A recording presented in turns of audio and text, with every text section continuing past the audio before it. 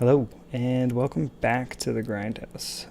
Once again, it's me, CD Lime, and before we get into this episode, I just wanted to say thank you to everybody who reached out to me after that first video. All the advice and comments have been super helpful, and as a result, I have made some changes to the format that I kind of wanted to give everybody a heads up about before we got into the actual meat of this one. So, first things first, the actual format of these videos is going to be pretty significantly different going forward here. Originally I had planned to make this kind of a scripted thing with a proper, full list of things I would go through. I found that kind of bogs down the focus of what I want to do with these, which is to have a conversation about growing and improving both myself and hopefully others in the community. So going forward, what my plan here to do is make these unscripted with two main segments for each video. The first segment being a review of what's happened with me personally as a fighting game player. So this is going to be any sort of major events that have happened to me on, let's say, ranked play or at a tournament, or just sort of things that are affecting my play and kind of what's happened since the last video. So these will be also my opportunity to kind of share any sort of small or big lessons I've learned about fighting games with everybody, and create that opportunity for discussion around personal improvement. The second segment is going to be more focused on the things that are on my brain in regards to the FGC, be it a game, be it some internal thing I'm struggling with, or some larger existential idea or concept within the fighting game scene. It's mostly just my way of having an opportunity to have a conversation about things that are on my mind and being a little more focused with my ideas. The hope being that I kind of get this balance of a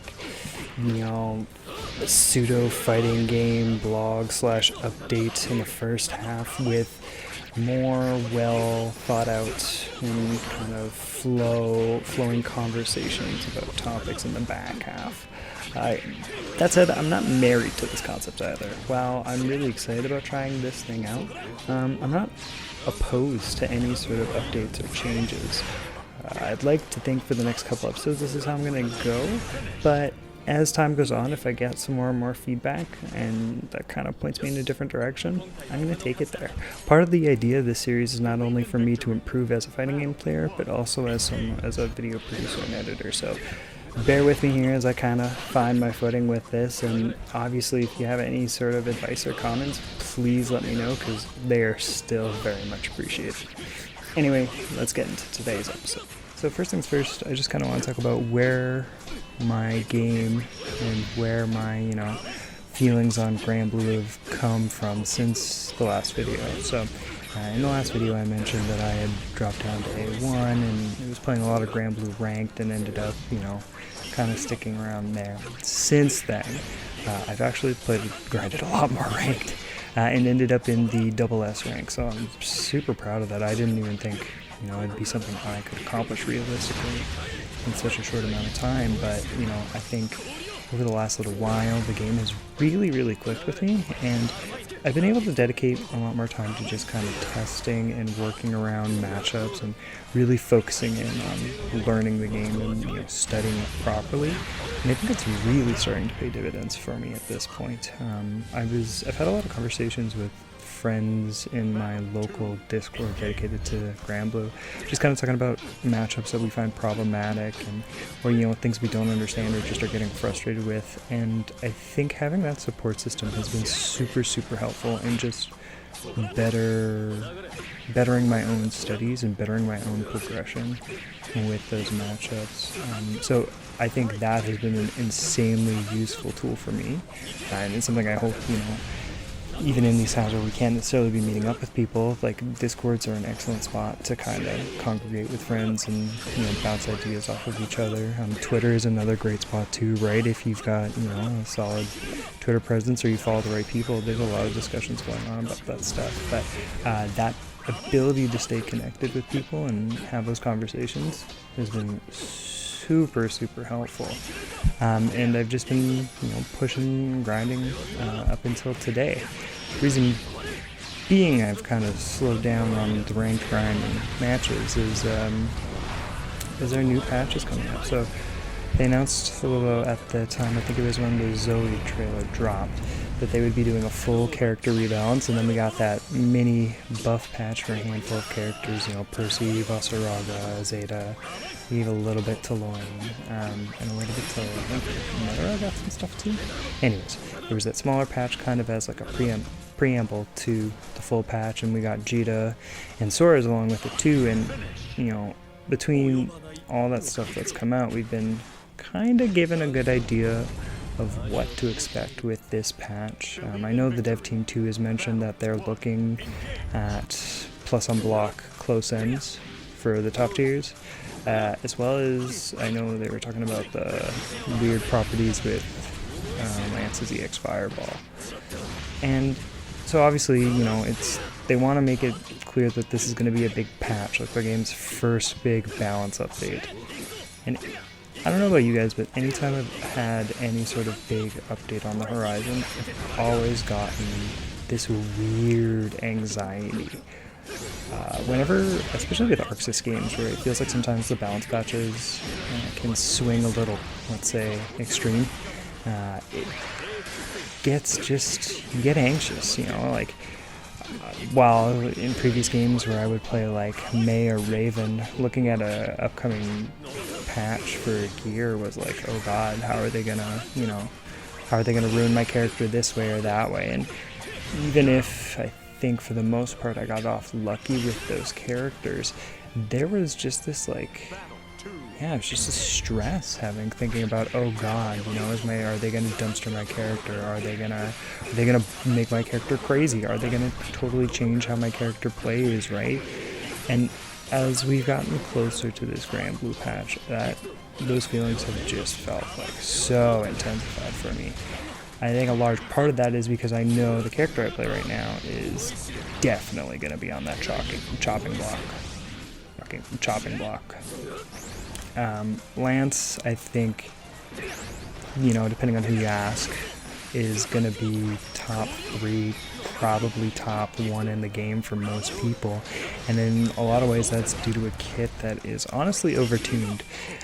For as much as I love playing Lancelot, and I think he's a really great character for understanding what's strong about the meta right now, he is definitely also someone who is probably a little too good. Just going over really quickly here, I think the big offenders for a lot of people are, one, his DP, and in particular, the fact that his EX DP on counter hit is probably one of his best starters. It pretty consistently leads to well over 3k damage, and with how many options he gets out of his DP, so teleport, no follow-up, teleport, fastball down, teleport button, or the proper invulnerable downward slash, it becomes a lot stronger of a tool as a result. Because there's so many different options you have to think about when Lance is going for his reversal, you can honestly get caught out a lot of times by that EXDP and just eat a huge counter hit. I found as well a really weirdly effective tactic is using it as an Oki tool when your opponent has super reversal. People tend to use, you know, wake up super a lot in any fighting game. As a result, it's made using his EXDP on the knockdown as a mix-up like really effective. Because when it works out, I get a counter hit off of their reversal super, and generally I'm ending the round, right? So that for sure is number 1, big offender.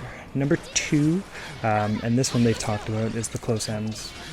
Plus on block close ends are really strong for a lot of the top tiers right now, and Lance is no exception. And I really don't see them, you know, keeping his plus with especially what they said already. So I haven't even been thinking about that button for the last week or so. I've just totally removed it from my offensive game plan as much as possible because I just don't even want to be thinking about it as an option because to me it's already a done deal. That's gone. Another one that they're looking at is how his EX Fireball works.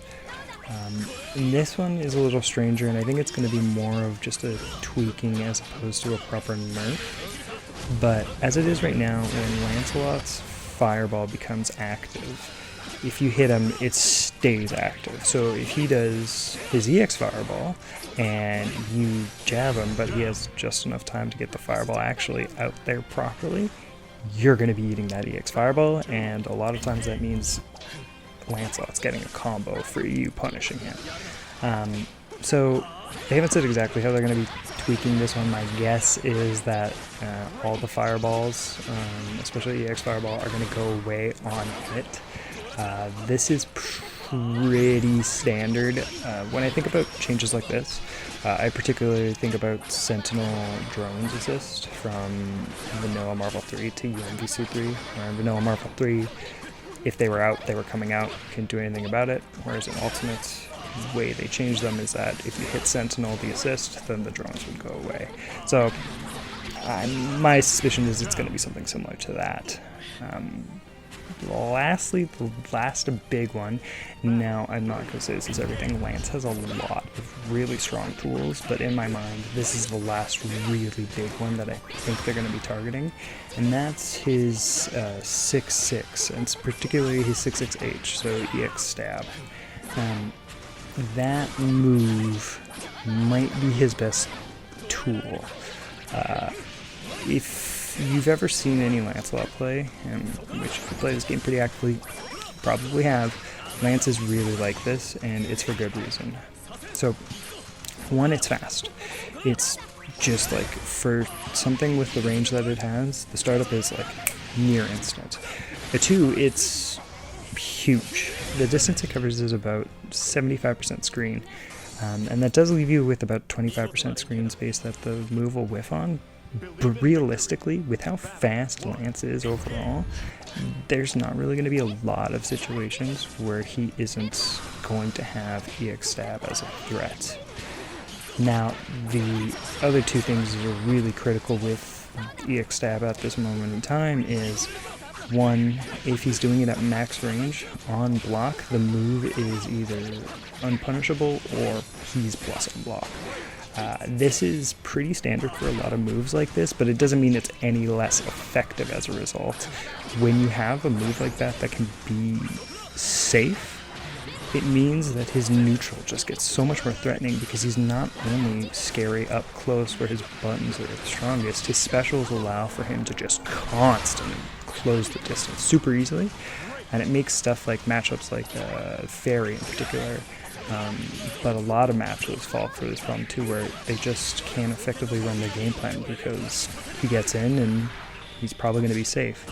The flip side is if he hits you with the EX stab, he gets a full combo.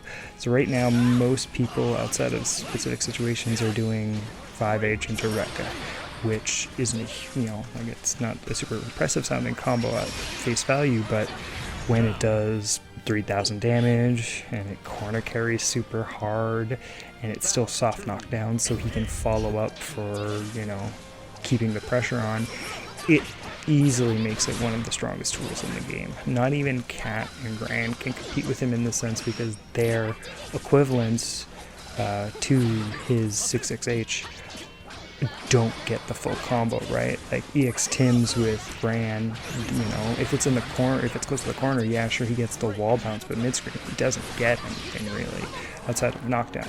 Still really good situation for Bran because he can make a really strong advantage of that, but, it's not 3,000 damage and a soft knockdown. Same deal with Cat.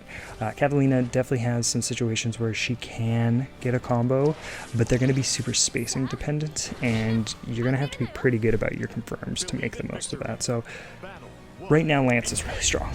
And as a result, I feel like he's, public enemy number one when it comes to potential changes. And with how much fun I've had with the game recently and how much Lancelot as a character has clicked so well with me, these feelings, this anxiety feels super justified. I really just don't believe he's going to make it out of this patch unharmed, just because it would be insane if he didn't. So looking at it going forward here with this patch, I kind of just wanted to have a space to one, put those thoughts out there, and two, be like, hey, if this happened to you, like, yeah, this is pretty normal for games like this. Any sort of fighting game nowadays will have pretty consistent updates, and balance patches come much more frequently than they used to. And ultimately, I do think it's really healthy for a game to have those kinds of changes in the spaces to grow and develop and introduce more or less and kind of build itself into something new. But it doesn't change the fact for me that, you know, I'm worried. I like playing the game as it is right now. I really enjoy it. And a large part of that's because my character's good. And knowing that he'll get changed is really worrying, because I worry, you know, after this patch, will I not like the game anymore, right?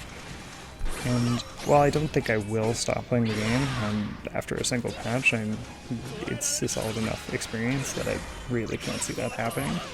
And it's made playing games really weird lately, where I feel in an awkward kind of way, like extra incentivized to just try that much harder now, because nothing's guaranteed for when that patch drops, right? Yeah, I don't know. I hope they don't shoot my character patchy. Don't shoot my character, man.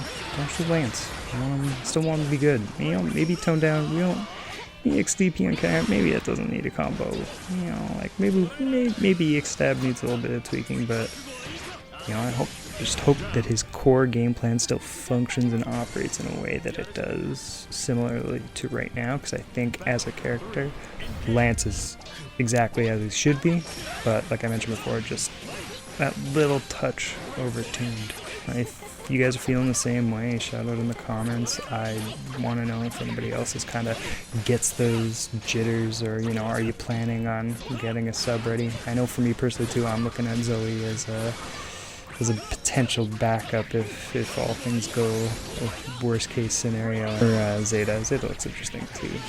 Regardless, if you've got those similar feelings, shout out as well. I'm still looking for feedback on this series and ways to improve it and make it better as an experience for you, the listener. So any sort of suggestions or you know, advice is still super welcome. I'm hoping to get another video up here soon with a similar topic, and I think I'm gonna, with this recording, I like the off the top of the head flow of thought, so I think I'm gonna try and keep up with this style for now, and, you know, kind of tweak as we go along. But I think this is going forward gonna be hopefully the format that sticks. Anyways, thank you so much for watching. Take care out there, and see you next time here at the Grindhouse.